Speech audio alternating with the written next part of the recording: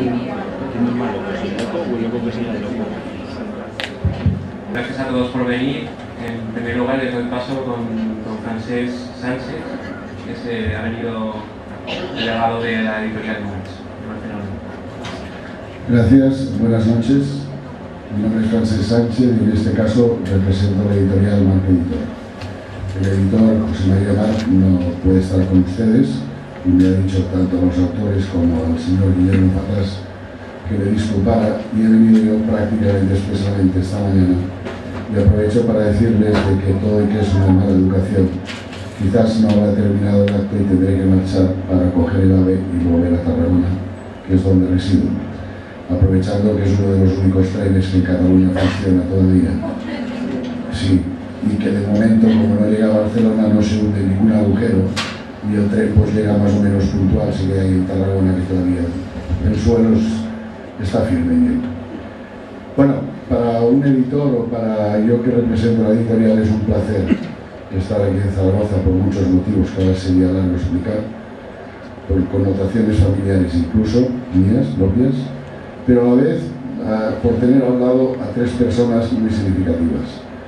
Guillermo Fatás creo que no necesita ninguna presentación, es una persona archiconocida, incluso en Barcelona, en Cataluña se le conoce, no ya solo por su trayectoria como director del Heraldo de Aragón, sino como catedrático de Historia, y una persona que creo que solo escucharle a él, aparte de los autores, valdrá la pena que ustedes estuvieran aquí, incluso gente de pie, que por cierto, más de una vez nos gustaría, cuando presentamos un libro, ver una sala tan llena, con gente interesada, y que yo por mi parte voy a ser muy breve porque estoy seguro que ustedes vienen a escuchar a Guillermo, a Antonio y a Miguel. Yo simplemente decirle que cuando en su momento yo aún estaba incipiente en la editorial, Antonio y Miguel presentaron este proyecto, el editor José María creyó totalmente en él. Porque no me toca a mí, pero decirles solo una cosa: hablar del tubo sería muy fácil, ya lo van a hacer ellos, pero ¿quién no conoce el tubo? El tubo yo creo que es conocido en cualquier lugar, ya no voy a ser exagerado del mundo, pero sí en España. Cualquier persona de cierta edad, quizá los más jóvenes no, han estado en el tubo. Y realmente este libro es doblemente interesante, porque el título lo dice todo. El tubo, memoria de un abandono. Es un problema que no solo en Zaragoza, sino que hay muchos barrios o zonas de España, podríamos coger también Barcelona, que se han degradado paulatinamente y que los políticos han permitido esta degradación. Políticos e intereses a veces económicos o intereses paralelos, construcción o lo que sea. Yo reconozco que el tubo estuve hace muchos años y este mediodía que he tenido el placer de comer y he comido en el tubo. Y bueno, sigue teniendo ese significado, esa historia, y alguien pretende renovarlo, pero yo estoy seguro que aunque lo renueven, lo mejor hubiera sido que no se hubieran degradado, que lo hubieran mantenido, que lo hubieran mejorado y mantener la historia.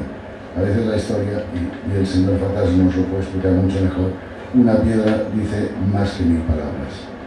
Nada más, felicitar a los autores, a Antonio, a Miguel, agradecer por mi parte tener a este señor al lado, que es toda una institución, y a ustedes por su presencia. Y ojalá este libro sirva para que haya muchos más, no solo libros de divulgación, sino libros que provoquen un sentimiento y que la gente hable de ellos. Gracias por su asistencia, gracias señores autores, gracias señor Fatás.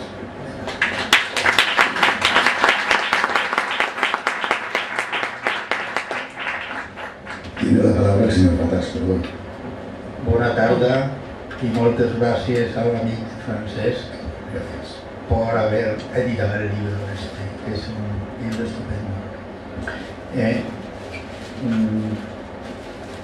Yo empecé a escribir en los periódicos a causa del tubo, y el libro que han hecho Miguel y Antonio me ha suscitado al comienzo desordenado sin fin de sensaciones que yo no esperaba guardar todavía dentro de mí.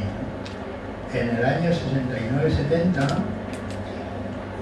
resucitó por segunda vez el empeño de prolongar el viejo pase de la independencia, que había nacido de una idea de los ocupantes franceses que estuvieron en Zaragoza desde 1809 hasta 1813, que el siglo XIX transformó Arboleda, como era más o menos encaminada, en una bonita imitación de la Rue de Rivoli parisina, con sus porches y eso, que en los años 60 y el 600 y la SEAT convirtieron a su vez en un gran andador para automóviles que quiso pasar de llamarse Paseo a Avenida, cosa que todavía no ha logrado, porque eso sigue siendo el Paseo de la Independencia. Y por segunda vez, les decía, se pensó en prolongarlo para que ese nombre un poco pretencioso de Avenida tuviera una justificación más real en línea recta. La verdad es que no podía el plan llevarse muy lejos, porque la línea recta impedía cruzar el Ebro, por ejemplo, hacer una gran avenida neoyorquina de kilómetros de longitud. Ahí están los edificios monumentales frente a los cuales tenía que morir ese paseo. Yo recuerdo, y creo que hasta todavía, hasta los años 80, la curiosa placa de azulejos en el antiguo gobierno civil y delegación del gobierno, en donde para pasmo del que pasase por allí fijándose ponía Paseo de la Independencia. Era una cosa fantástica, completamente zaragozana, en la plaza del Pilar, en las inmediaciones de la calle de Santiago, pero esta gente no sabe dónde está el Paseo de la Independencia. Pero bueno, eso estuvo allí como 15 o 20 años. Y cuando aquello llegó a tomar forma y cuerpo administrativo, por obra sobre todo de un concejal,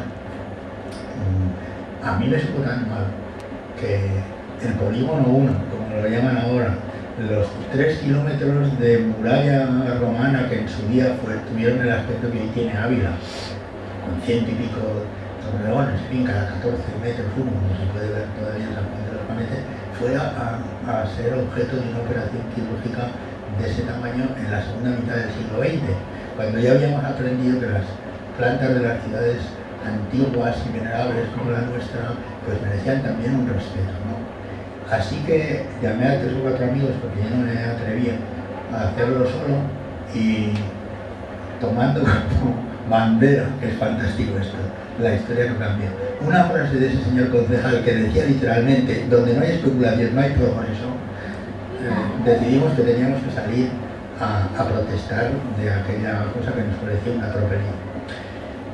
Lo llevé al noticiero, cuyo director pareció un poco intimidado por aquel descaro, que el artículo era bastante fuerte. He perdido el original y no tengo tiempo de ir a Montemuz, vale, me lo toca rescatarlo. Y dijo: oiga, yo esto, si no me da permiso el señor alcalde, no me atrevo a publicarlo. Y fuimos a ver al señor alcalde, que era don Cesario Alierta Perero, padre de don Cesario Alierta, y después de leerlo, mirándome de tonido, estábamos los solos en el despacho, me dijo: oiga, fatal, ¿usted se quiere meter en esta mierda? Con perdón. Y dije yo, a mí es que me parece que esto no se debería hacer, don Cesario. Y dice: bueno, si ustedes quieren publicarlo, por mí no hay inconveniente.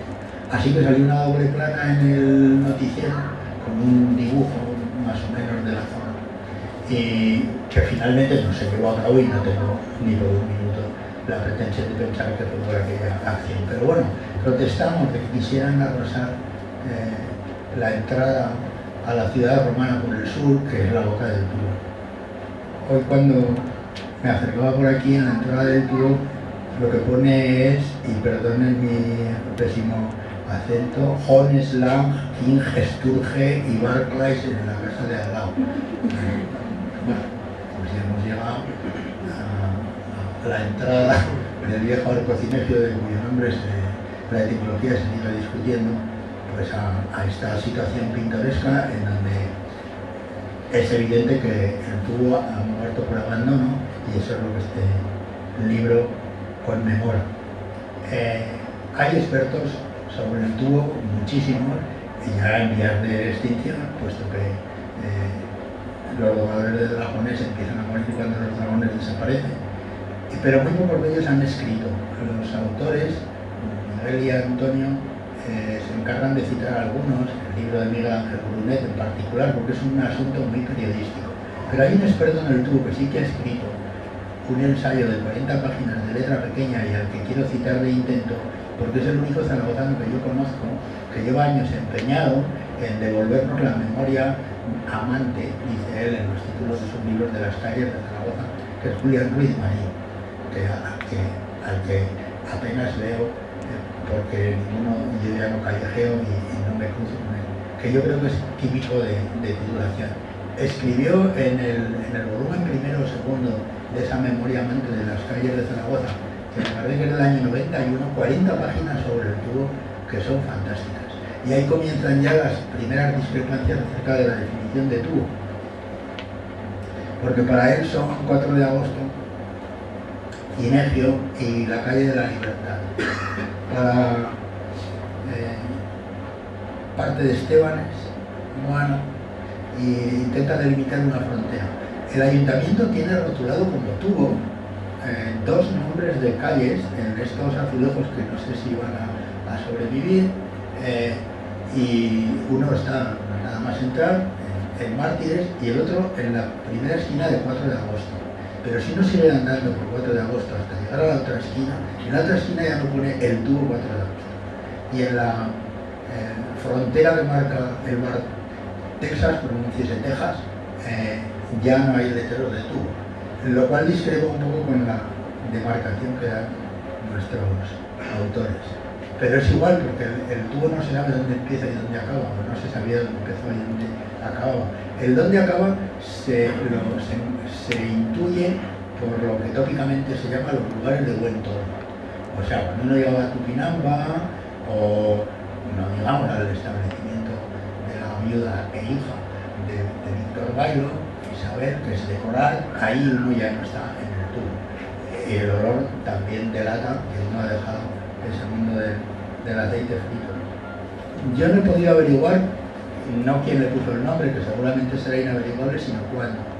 Y las 2 autoridades mayores, los 2 tubólogos que yo conozco, uno de los cuales ya he nombrado y el otro no me autoriza a que lo designe, discrepan nada menos que en 20 años. Julián Ruiz piensa que es un nombre de los años 20 y otro que le gana un poquito en edad dice que no, pues es un nombre más reciente y que es de los años 40.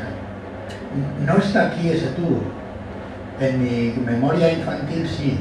Es un tubo de cuando todavía la gente vestía el traje campesino aragonés, que no me atreveré a llamar de Baturro, y en donde había charlaneo en la puerta de Mártires, fajos de billetes, de 1000 pesetas, que todavía parecían entonces más que los Bin Laden de ahora, que los de 500 euros, gente con blusón negro, en donde se hacían negocios sobre caballerías, abrios, se decía aquí, a veces presentes en las cercanías, en donde había charlatanes, no charlatanes importantes, que estaban en la plaza de Salameo, Quinito García y demás, que hacían unas peroratas fascinantes. Yo con la cartera del colegio me podía pegar allí media mañana o escuchando a un tipo vender unas hojas de afeitar que si accedías a comprarte la parecía que te llevabas el Koibu o la joya de la corona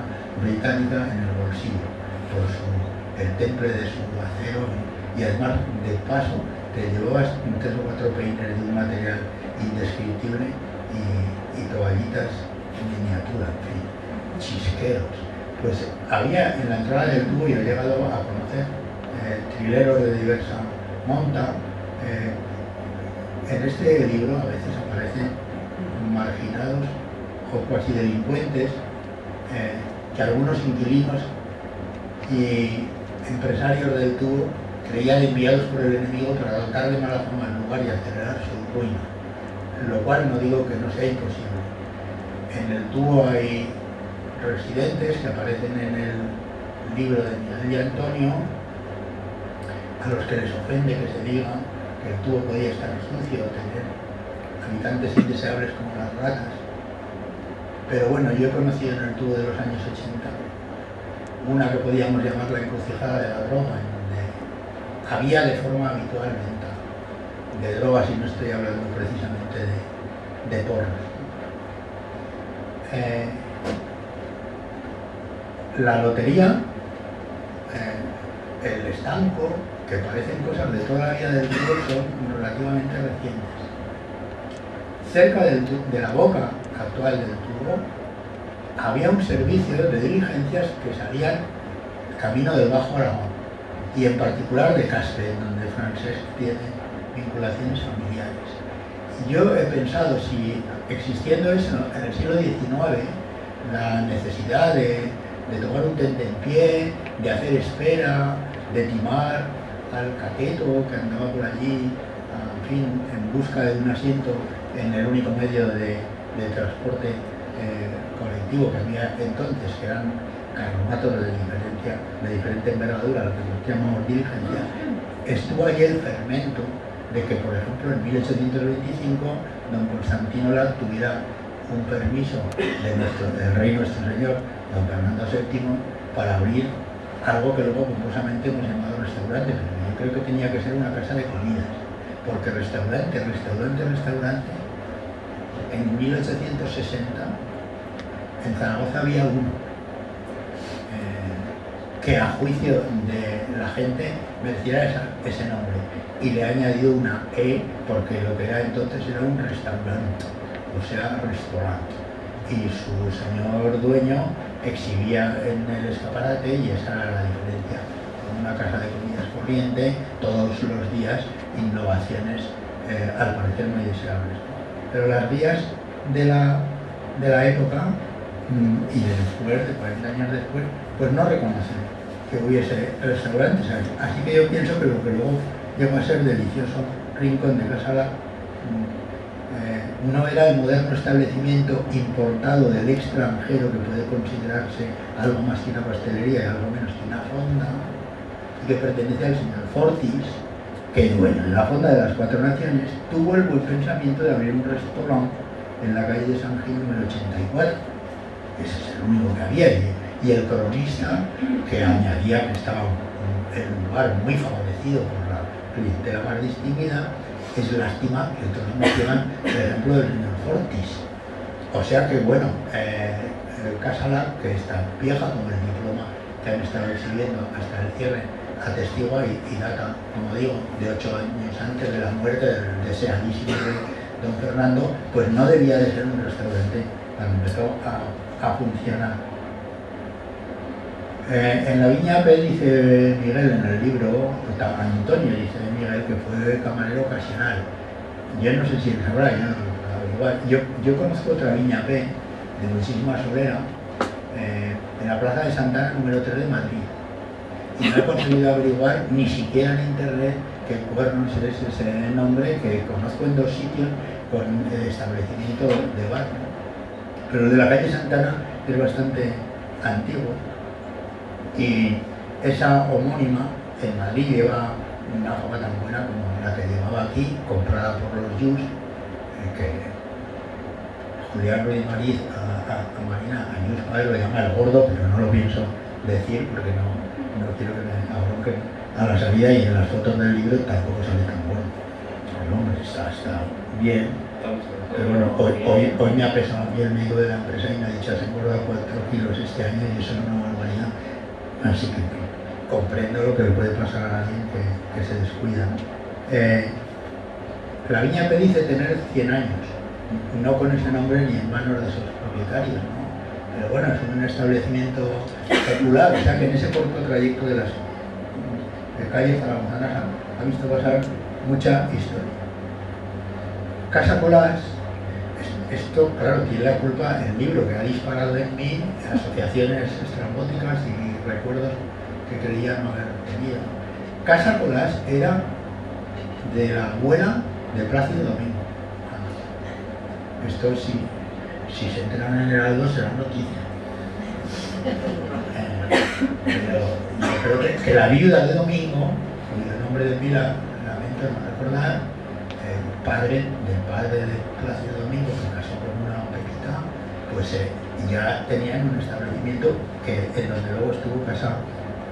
Era un establecimiento de comidas. Y se discute también, yo la última vez que estuve en Casala fue en la temporada en que lo habían adquirido los Artiach, y ya con Ricardo pues hicimos un recorrido bastante lento, en qué época se decoró el comedorcito de arriba. La reforma grande fue en 1925, pero algún experto dice que eso es anterior. A lo que más se parece para mí el viejo comedor de Casalán, en el futuro no sé cuál será, es a los salones de Capitanía General. No sé si con intento o no, pero yo creo que podía ser una cosa de finales del siglo. El plata magnificado, idealizado, que estuvo a punto, con capital creo que catalán, de ser remozado con unas ideas de Manuel Pérez de la Torre y un encargo del que se iba a hacer protagonista mi viejo amigo Pepe Rebollo, entrañable compañero de colegio, de curas y de servicio militar, que no sé en cuál de los dos sitios lo pasamos peor. Bueno, pues el plata, que ha sido, en mi opinión, muy mitificado, se llamó antes la conga, cosa que estos jóvenes que tienen el recuerdo del último tubo no pueden recoger aquí, porque no es ese el tubo que ha agonizado. Y antes aragonés, pero no sé si café o qué, y era de esos que hemos visto muchas veces en nuestra cabeza y en el cine norteamericano, como si aquí no hubiera de eso, era un baile de señoritas con tique. O sea que no pagaban para que le enseñaran o porque tenía ganas de acercarse físicamente a una mujer y estaban clasificadas por los expertos clientes entre las que se dejaban y las que no. Esos son los antecedentes de lo que luego en el Plata el señor Luis dándole a la batería y Mari Delis y todo eso. Hoy me he acercado inevitablemente a la fachada a ver los leoncicos ahí de yeso, de lo que sea que tiene, y me parece que no está para la expo eso.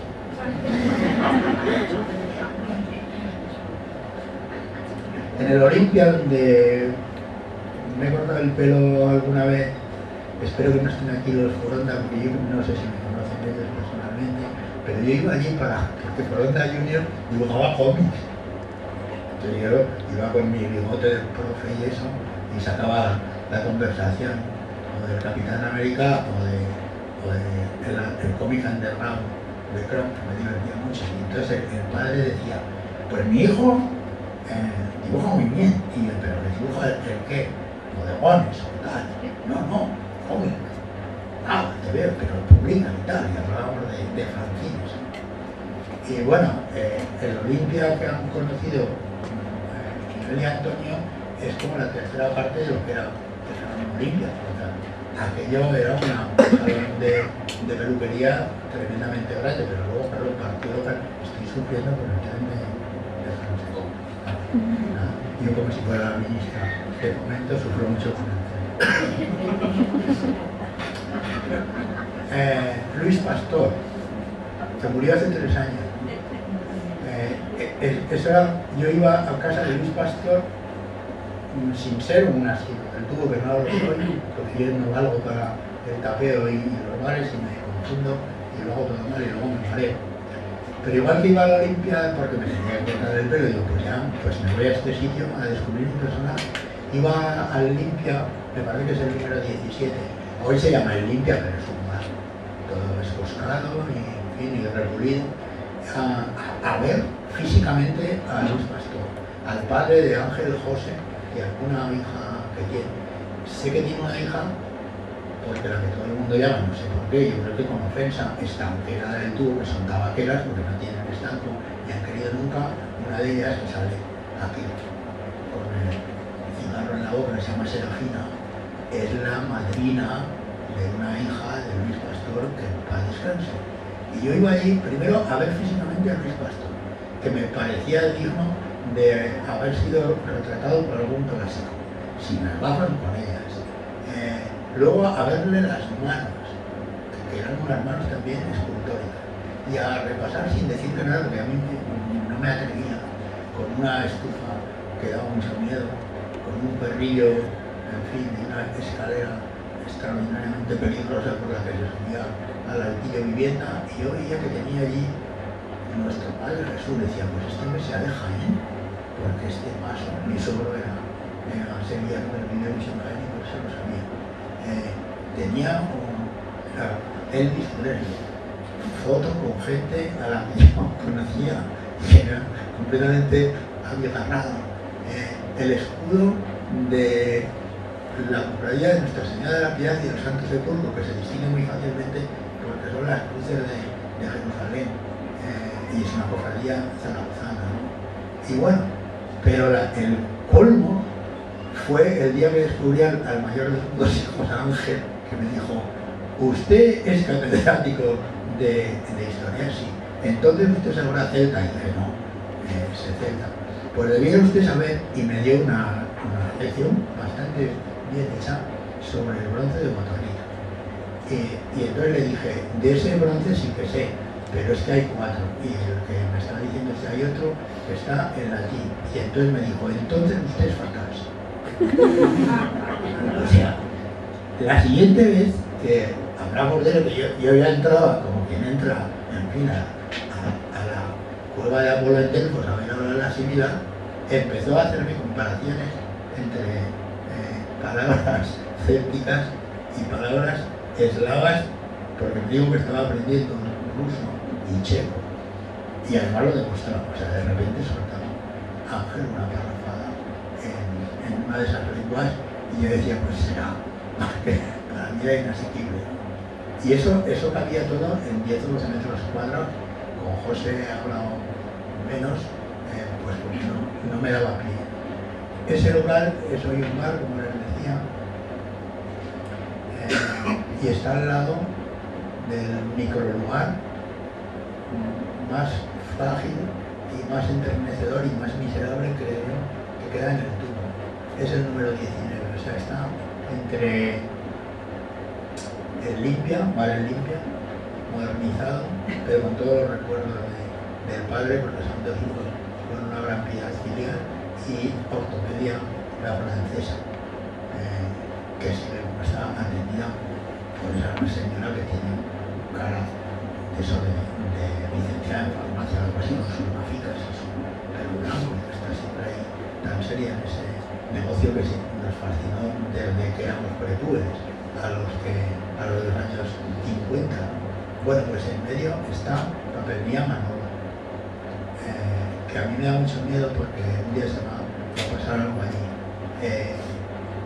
En el escaparate, por llamarlo así, que son unas baldas que se pongan bajo el peso de los libros, de vídeos, en donde hay desde novelas de Tomás Salvador hasta manuales de Windows 95, lo pone en la frontera con la librería anticuaria, un vídeo del Heraldo de Historia de Aragón. En la puerta hay una matera, porque hay un gato lustroso de color canela con su cascabel al cuello y un collarín. El dueño, pequeñito y peliblanco, y una serie de carteles fantásticos que dice: a mano, que estire para abrir, se limpia el calzado, esto está abierto. Y vedme, que yo creo que es el único sitio del mundo en donde 16 euros valen 2.000 pesetas, porque vende Puching, escrito así, Puchimbol para entrenarse en el boxeo, por 2.000 pesetas, y debajo pone o 10 euros. Entonces, claro, yo tengo que entrar allí a decirle que son 12 o algo, pero yo creo que es un truco típico del tubo para despistar a los forasteros.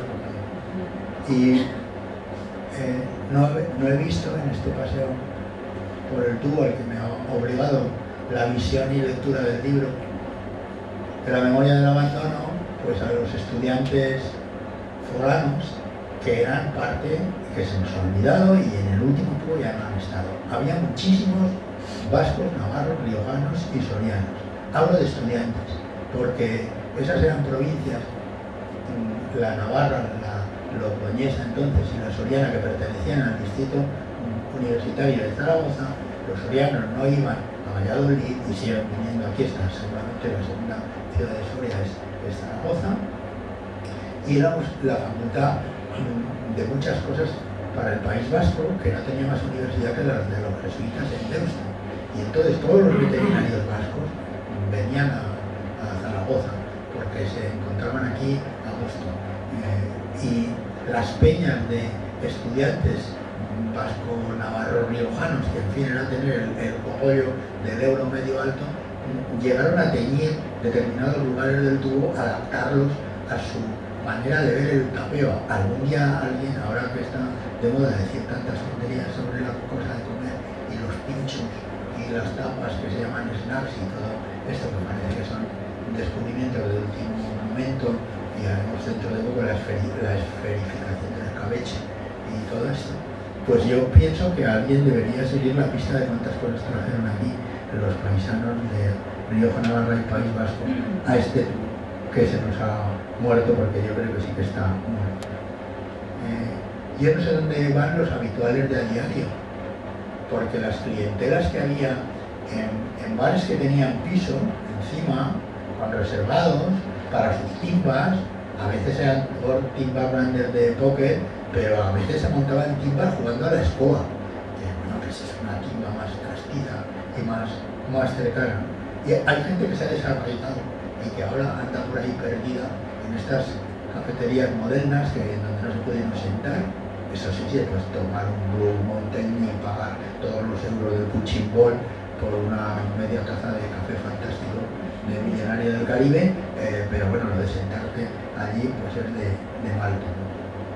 Bueno, todo esto, el tubo en mi cabeza se agigantaba cuando era chico, y el tubo era más vital por el pacatismo que hoy resulta irritante y obsceno desde aquellos años, ¿no? Lo de las gomas de la francesa era, ¿qué importancia tendría aquella? Un lugar en donde había gente que no se atrevía, hablo de los 13, 14, 15 años, a pasar por delante por la ocasión de pecado grave que se incurría inevitablemente por pasar por ahí. Entonces estoy, pues no, se puede la gente reír mucho o pensar que exagero, pero no es así. No sé si es bueno o malo que se tuvo cuyos estertores vieron en estas páginas mis jóvenes amigos y paisanos cambie. A mí hoy no me apetece pasearlo. Incluidas toda la modernización de lo que con notable exageración se llamó durante unos años la manzana de oro, ¿no? Bueno, pues no sé, pero ese lugar Zaragoza no ha sabido reencajar en su estructura y estamos en vísperas, ojalá, de recibir toneladas de visitantes de cercanos y lejanos, y ese tránsito está todavía roto, demostrando que nuestra ciudad es capaz de hacer cosas grandísimas y es incapaz de hacer otras en las que debía preocuparse. Y por último, también sacado del fondo de los años de los textos sobre la Zaragoza isabelina. La Zaragoza isabelina es esa que todavía no tiene agua corriente, que aún no ha puesto la iluminación pública en condiciones, que inaugurará la actual fuente de Neptuno que está en el parque, pero que está, como saben, en la Plaza de España, y fue la primera a la que se podía acudir para surtirse, sobre todo las mujeres, que son siempre las que se han ocupado aquí en África de llevar agua a la familia.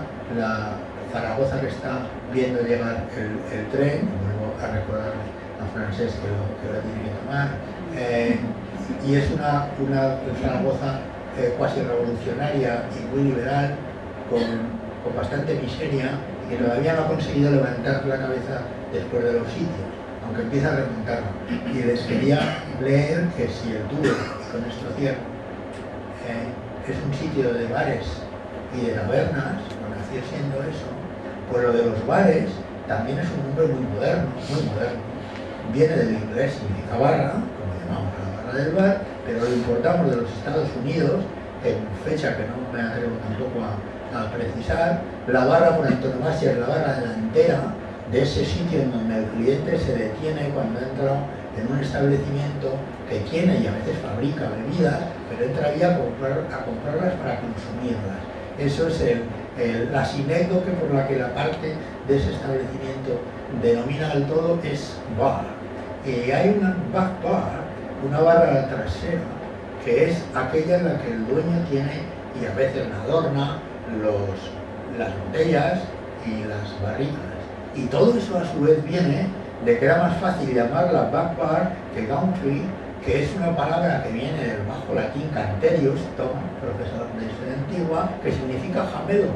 Igual que nosotros llamamos a los caballetes para poner un tablero, pues en los primeros establecimientos del mundo de habla inglesa, donde al jamelo que tenía las barricas y las grandes botellas se le ponía una barra delantera para que la gente se tomase allí un chato, el bar, no sé cuándo, acaba bautizando a las viejas tabernas de Zaragoza, en donde fundamentalmente se daba vino, y vino peleón. Las llamadas tales en la Zaragoza de 1860, y en que comúnmente los cosecheros hacen la venta de los vinos, no reúnen las condiciones necesarias.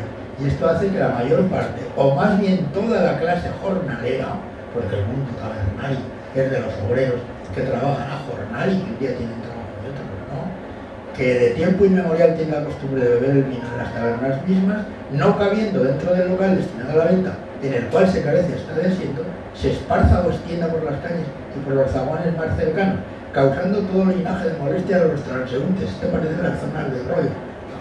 Y presentando un espectáculo bien poco grato y bien impropio también de un pueblo culto y adelantado. Interesa mucho que se corrija este abuso y la autoridad competente adopte las disposiciones necesarias para que se obligue a los vendedores de vino en sus bodegas a habilitar decentemente un local capaz en que puedan beber sus constantes favorecedores. Esto lo arregló el tubo en bastante medida y hoy lo hemos vuelto a estropear, según parece, por las quejas que hay en casi de otros lugares en donde los vecinos que quieren dormir no pueden hacerlo porque la gente consume fuera lo que debía tomar dentro. Y con esto y excusándome por lo que seguramente ha sido un exceso por mi parte, pero es la reacción del lector a este libro tremendo, inquietante y hecho con una buena intención que hace de Sandra el alma. Le doy la palabra a Miguel. Muchas gracias.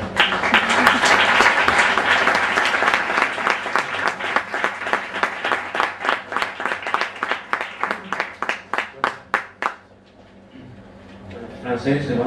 Sí, con viaje. ¿Tiene un viaje? ¿Te vas bien? Vale. Bueno, en primer lugar, pues muchas gracias a todos por haber venido. Bueno, nos sentimos muy halagados y estamos muy agradecidos a Guillermo Fatás por habernos enriquecido con semejante explicación y exquisiciones históricas que luego enriquece y completa absolutamente el libro que hemos hecho Antonio y yo. Querría agradecer, aunque se haya ido ya Francés, a la editorial Marx que haya confiado en nosotros, porque la verdad que la historia de este libro ha sido bastante difícil. Creo que lo teníamos más o menos perfilado y acabado en el año 2004. Y bueno, en nuestra lucha por intentar presentar las editoriales de Zaragoza, instituciones y demás, lo único que encontramos fueron, pues, igual suena un poco duro, pero puertas cerradas y bastante sinsabores. Pero hasta aquí que una editorial de Barcelona ha sido la que tenga que editar un libro sobre el tubo de Zaragoza. Y le estamos muy agradecidos a la editorial Marx por haber confiado en nosotros. Chao.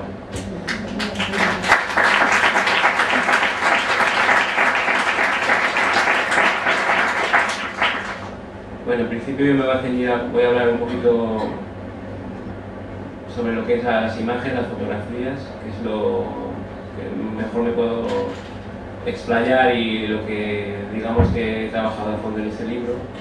Pero antes quería hacer algunas reseñas,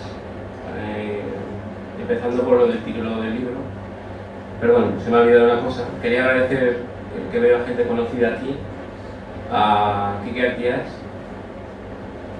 que me dejó subir a la terraza de su establecimiento de Casa Lac y hice fotografías que han salido en el libro. Gente entrañable como los Foronda, donde iba don Guillermo a cortarse el pelo, y por encima de todo, seguro que me olvidaré de gente, a mi amigo Tony, que bueno, principalmente a través de su padre, que era el dueño de, toda su familia había regentado lo que era Viña P, y como bien dijo Guillermo Fatás, pues yo accidentalmente, bueno, creo que hacía un extra en unos pilares, y donde empecé a conocer lo que era el mundo del tubo. bueno, pues le estoy muy agradecido, porque sin ellos seguramente no hubiera conocido o no hubiera realizado lo que es el tubo.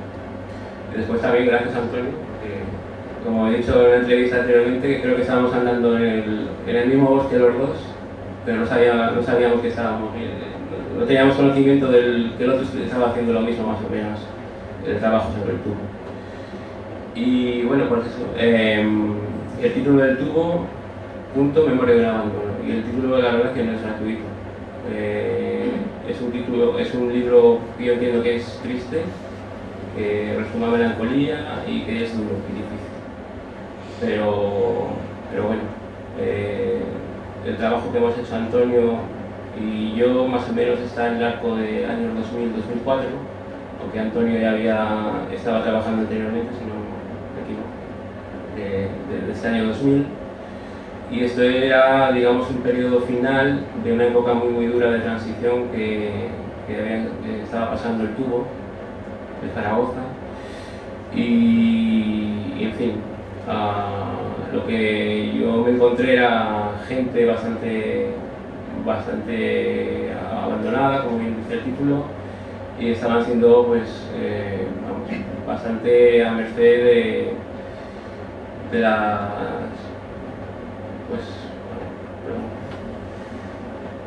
bastante a merced de las situaciones que les acaecían en esos momentos, que eran pues, olvido por parte de las instituciones y bueno, pues un ambiente, unos bares venidos a menos y en fin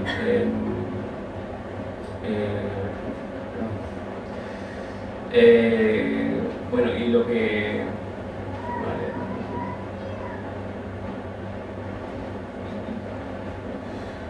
a ver, bueno, voy a empezar por hablar de la fotografía, que creo que va a ser lo mejor en estos momentos. Bueno, la primera parte del libro habla de los retratos, que es una parte de fotografías en blanco y negro de personajes que yo encontré a la hora de realizar el libro, y está acompañada de voces agolpadas, que básicamente fueron unas entrevistas que hicimos Antonio y yo a toda la gente que yo consideraba que era parte del tubo de aquel momento, de esos años de abandono y de olvido, y que se agolpan y lo que hacen es dar explican lo que era la situación en ese momento,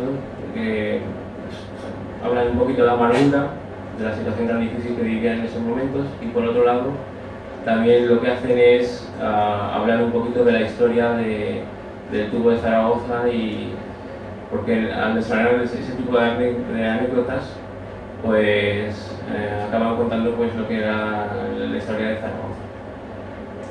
En segundo lugar, bueno, lo que encuentro yo meritorio de esta primera parte es que son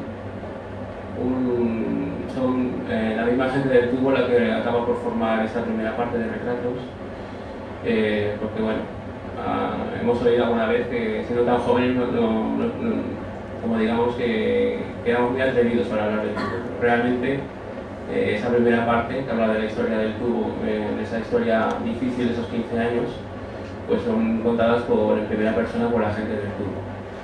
La segunda parte, que son también fotografías en blanco y negro, son fotografías que intenté trabajar el gusto por el detalle de las detalle, por ejemplo, el recipiente donde se daba de beber a los gatitos, o paredes desconchadas de las calles abandonadas del tubo, dentro de esa, digamos, aparente pues estado de abandono y el mal estado de las calles. A mí la verdad que digamos, ese mal estado sí que me parecía bonito de ser retratado, y bueno, pues ahí básicamente es lo que es la segunda parte del libro. Y la tercera parte desemboca en, digamos, una explosión de color.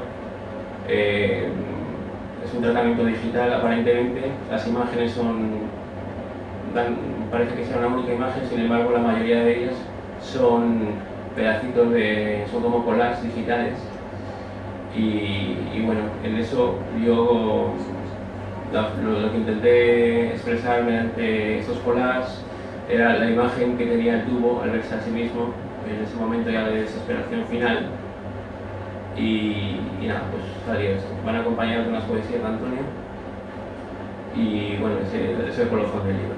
Por aquí tenía yo apuntado algunas cosillas antes de ponerme nervioso, pero a ver, sí, bueno, como el libro estaba acabado en el año 2004, pues estos días he estado releyendo el libro y de todo la conclusión que saqué es que realmente la piedra angular sobre la que digamos la conclusión que saca al leer el libro es que el libro básicamente trata de la pérdida de la esencia y de la identidad del tubo. Ahora, cuando hemos estado haciendo historias, entrevistas, se nos han hablado, siempre nos mencionan el tubo nuevo, contra el que no tenemos realmente nada, simplemente que no nos parece tan apasionante, en fin, es un tubo más aséptico, diferente, pero sin duda nos quedamos con el antiguo tubo. Y bueno,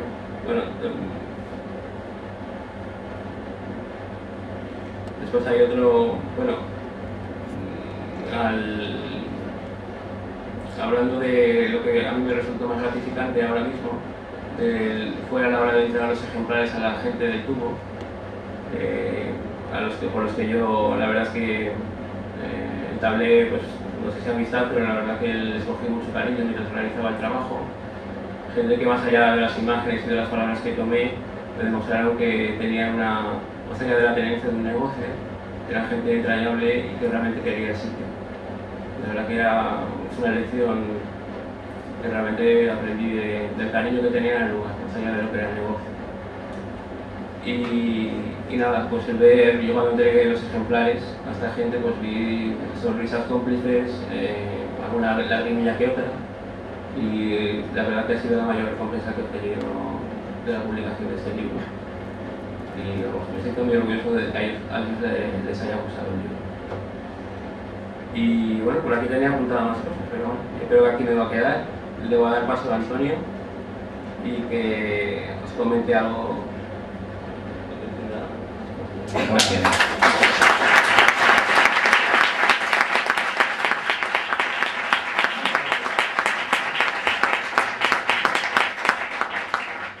Hola. Gracias, Miguel. Gracias, Guillermo. Yo tenía preparado aquí un pequeño párrafo escrito por Guillermo Jatars, que lo encontré en el catálogo de la primera edición del Festival de Cine Francés de Zaragoza, Cine Francia 2001, un festival que tras 6 ediciones ha acabado muriendo como en antiguo tubo. Guillermo ha terminado su intervención diciendo algo como tremendo, inquietante y hecho con una buena intención que encoge el alma. El texto que recupero de hace 6 años dice así, sobre el alma de Zaragoza. Alma adusta, sí, pero acogedora y sensible, animosa ante la adversidad, altruista frente al dolor ajeno, desmedida en su amor por quien de todo carece y por eso muy benéfica. También podrás comprobarlo si te acercas a sus gentes, que pululan en horas de asueto por el inimitable tubo.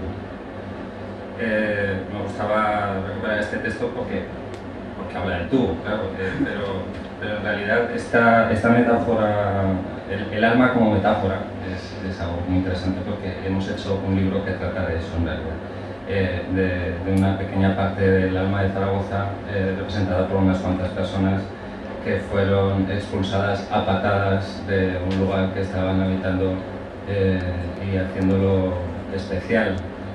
¿Por qué fueron expulsadas a patadas? Se preguntarán ustedes. Pues porque en este momento, y llevaban ya muchos años queriendo hacerlo, había una serie de intereses económicos e inmobiliarios que forzaban a que aquella zona no pudiese seguir estando como estaba.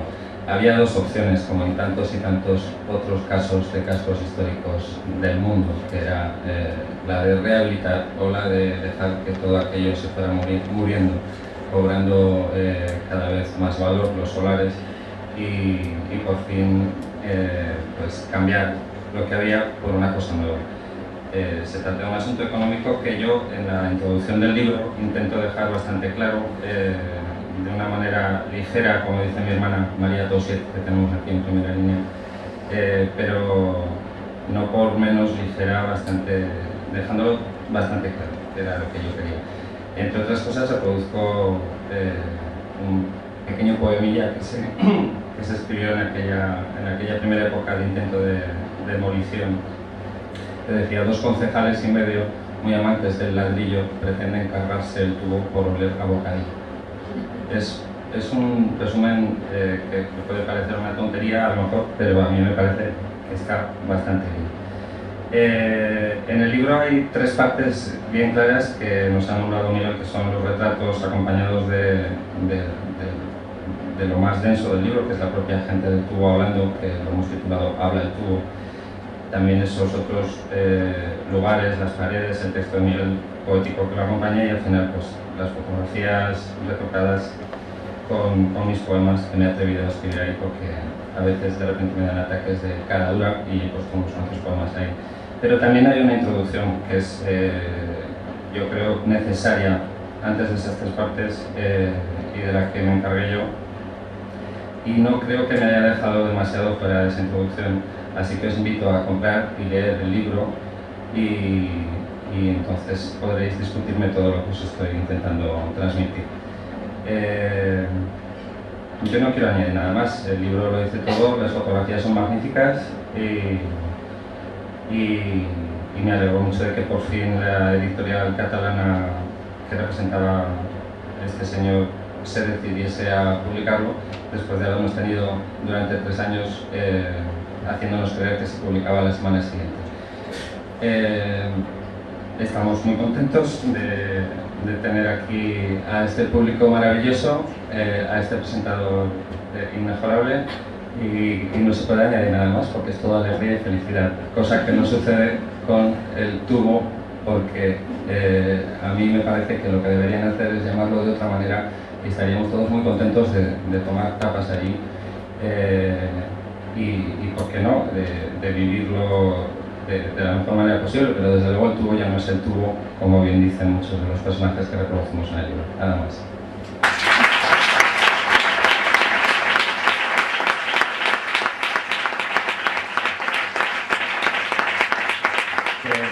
Me gustaría que si alguno de vosotros tiene algo que decir, que nos lo dijese antes de que nos fuésemos, porque ya que estamos aquí podemos contestar a lo que queráis. Es una cosa muy... Si alguno de vosotros quiere decir algo, si no, levantaremos con el permiso de don Guillermo. La ceremonia. La ceremonia. Ha concluido la ceremonia.